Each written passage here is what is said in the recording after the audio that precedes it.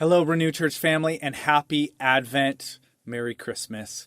Advent is the season of awaiting for the first coming of Christ, as Mary did. She was the first one to believe the good news about God's Son.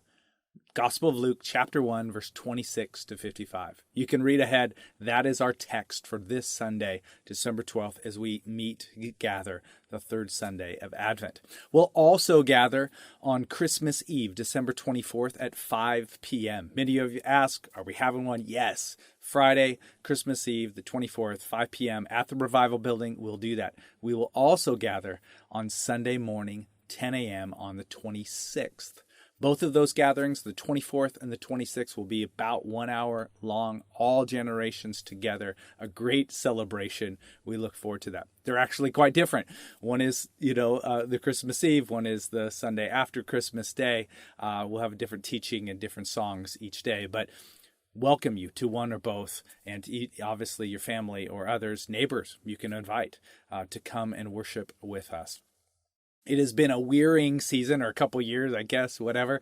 And I actually recorded this video and this audio yesterday at the Revival Building, and then a dance class broke out, as those are apt to do on those days, and the audio got all scrambled. So trying it again here in the shed. I think I actually forgot how to do this, but here goes. This last Sunday, giving you a little update. This last Sunday, our elders, 3 elders, we met Sunday night to just talk through mission, right? We have gospel, community, and mission, right? We want to be in the gospel, teach one another the gospel, be in community.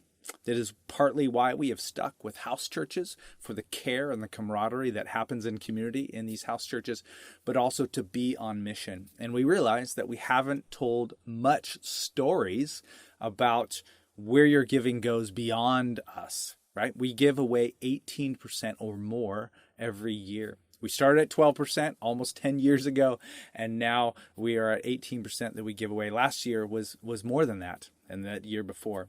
In fact, last year, our total giving was down. This year, down a little bit more. But 2 years ago, we gave over $50,000 away, which is amazing. And we're grateful for that. We're grateful for your generosity. And I just want to highlight that. So this last disbursement that we had was about $20,000 to be able to decide what are we going to give and who we can give to. And we just looked at our partners that we've had before and said, what do they need? Like, if we didn't give to them, would they actually have to alter their mission and their vision and their goals on the ground? Yes, we realized that they would. And so we give to the general fund of each of these ministries and nonprofits. I want to highlight them. This $20,000 was part of $32,000 so far for 2021. So really grateful for do that.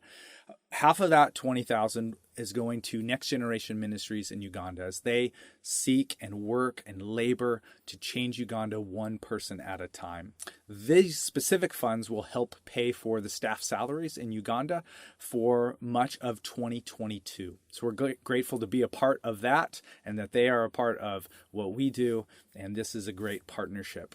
Other funds that we had are going to Adult and Teen Challenge here in the Pacific Northwest, addiction and recovery services, and so much more as they put hope within reach. You may know a few of their staff and a few of their students as well. And then Young Lives of Greater Clackamas County. This is a very specific ministry and outreach to teen moms who are lacking maybe the structure and the support and certainly the opportunity for gospel community around them. And so really grateful to know that team, but also support them at the end of this year as they lead into 2022. In fact, I was thinking about a teen mom as I was studying the story of Mary this week.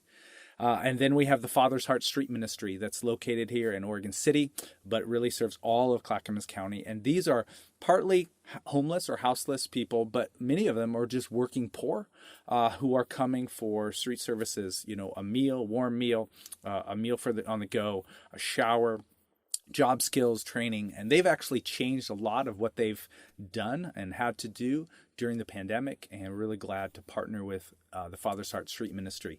Related to that, but actually different in Clackamas County, is Love in the Name of Christ. Love Inc. is receiving some funds as well at the end of this year as they lean into the coming year. And their clientele, if you will, are mainly those on the cusp of losing everything, right? They're not homeless, but maybe one tough bill or one difficult decision away from being out on the street. And so a lot of care and resources and time goes into caring for people. We are establishing and keeping up these relationships with these ministries as they are keeping up relationships with those in need.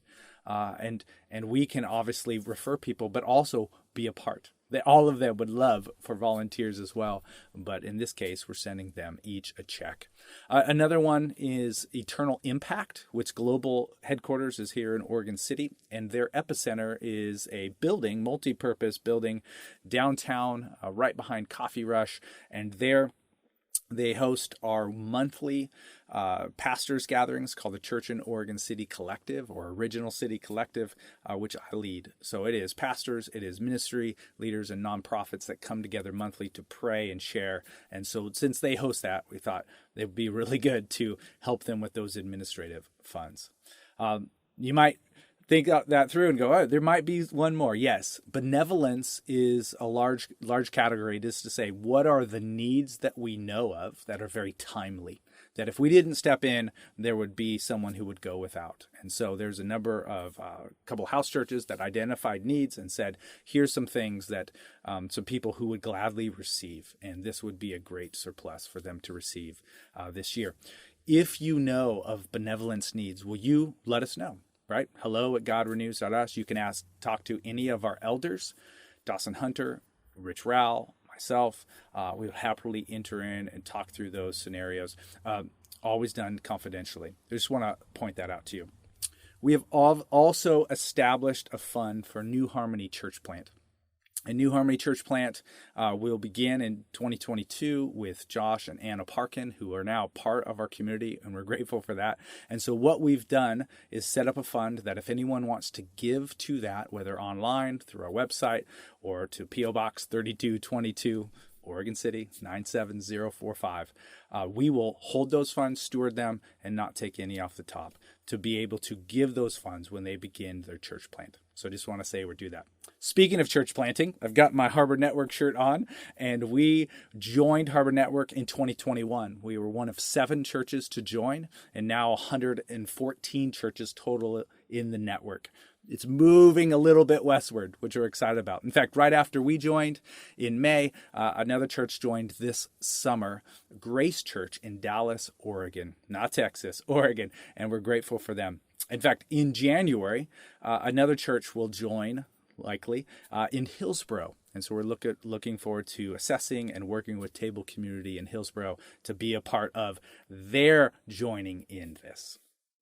One great joy in being a part of Harbor Network, these 114 churches, is to see that there were 31 church plants that are receiving funds from the network this year, right? The most ever, and a significant commitment, right? They receive care and support, financial support for 3 years as they begin. Now, we've entered in long after our church planting stage, so we give finances rather than receive, and we receive so much in terms of care and camaraderie and communication. But I just want to say it is a joy to be a part of that, and we want to tell you those stories. In fact, the last Sunday, the 5th Sunday of January, we are part of assessing another church I mentioned, Table Community Church in Hillsboro, this coming month. So we're looking forward to that. Now, all of these ministries, I would say you could give to, and that is great. And every single year, this will be our 10th Christmas season together. Every single year, I have ended the year and said, hey, give to one of these ministries. We have received all that we need. But this year, we actually have not exceeded our budget in terms of giving. And we haven't received all that we anticipated, as was the case last year as well. So if you want to give to Renew Church, we'll happily do that. We have an online giving available now, but also P.O. Box 3222, Oregon City 97045. But also at our church, at our gatherings, right? This Sunday, the 12th, the 26th on Sunday, or Christmas Eve on the 24th. We look forward to worshiping with you in gospel, in community, and being on mission. Merry Christmas. Happy Advent.